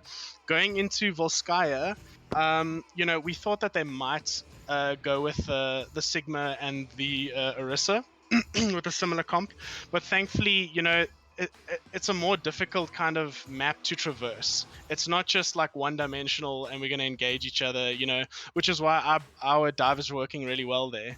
We can take a higher ground, we can have our DPS and healers chilling on the back of sites, and we can really close off the space and enable our DPS and healers to do their job. So if they did go that strat, we weren't 100% stressed about it, but yeah, definitely something to work on, I think, for Blizzard World, definitely. I mean, how many times are you really expected to come out on Blizzard World, though? Yeah, dude, exactly. So you must be very happy with your team. Looking forward to the rest of the series, what would you suggest for Rage Quit Odyssey going forwards, and what are you guys looking forward to or worried about in the rest of the series coming up of Leg 1? So Rage Quit Odyssey, they're great. They're really great people. We love them to bits. Great human beings, and we scrim against them quite a lot. And their strats are really solid, but I think a little bit closer tracking on ulti usage and maybe just taking the initiative, the aggression, especially if they're playing a Reinhardt comp, and just being a bit more confident in their plays. I think they showed us at some instances where angles weren't being held where you would imagine they would. We made the call that they would.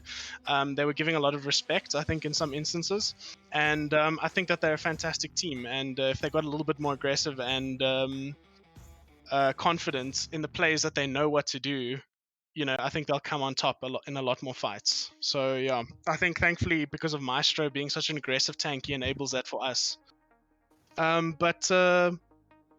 Yeah, sorry, what is the other part of the question? Are you guys looking forward for the rest of the series? What are you going forward? Is there anything you're worried about? Look, we're up against a lot of really like top tier teams coming into what is it called? Elite Division? Whatever. Elite Division, yeah, there's a lot of really fantastic teams, a lot of them that we respect a lot.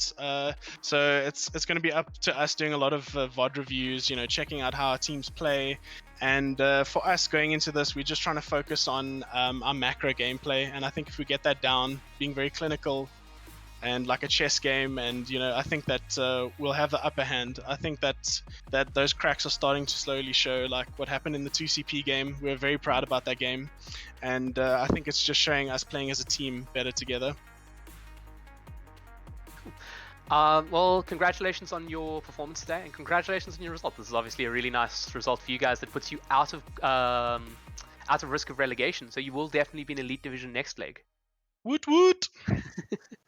Well, that's going to be exciting for everyone to watch. It's going to be, you guys are really starting to stand as one of the top teams in South Africa, really starting to earn your name up there. As we've gone through all these calibration legs, everyone's been feeling out where all the other teams are at. So you guys now certainly cementing your seed there at the top.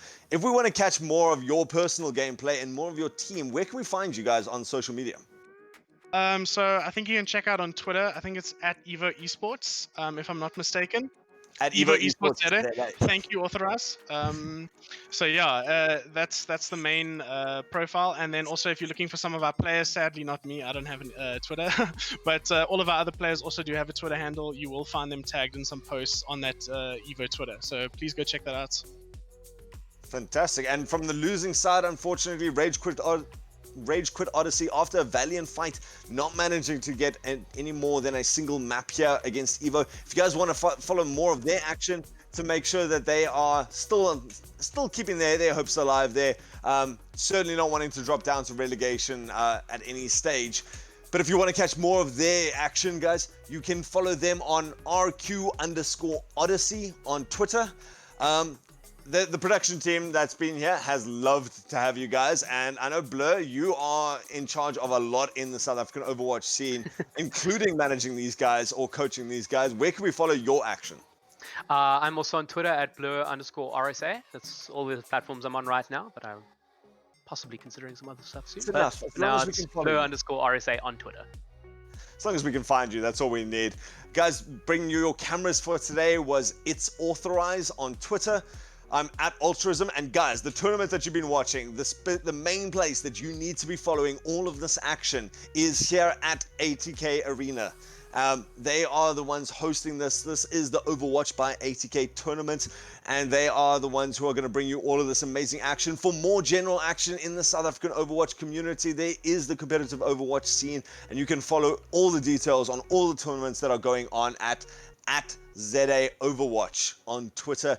And that keeps it with all of those things. So guys, with me at Ultraism, I had to pun myself eventually there. Blur, any last thoughts to your team, to Big Tuna who's here, or to any of the other players around that are watching?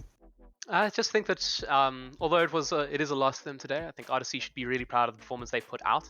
I don't think there was anyone that really played badly. I think it was just, things go certain teams' way because of strategy and because of small things that happen along the way. So I think it's been a good game for both sides today, and neither team should really be displeased with the performance they put out. Obviously, Evo will be very happy, but I don't think Odyssey should put their heads down either. Don't you love the point that South African Overwatch has gotten to, where we get to see teams like this fighting it out? And like when a team wins, it's not because the other team threw it away or just really did badly. It's that two teams fought it out, and Evo came out on top here tonight. Guys, who's going to come out on top? Depends on who's playing, I guess. To keep up with all of that stuff, follow all the socials, and we'll see you for the next match.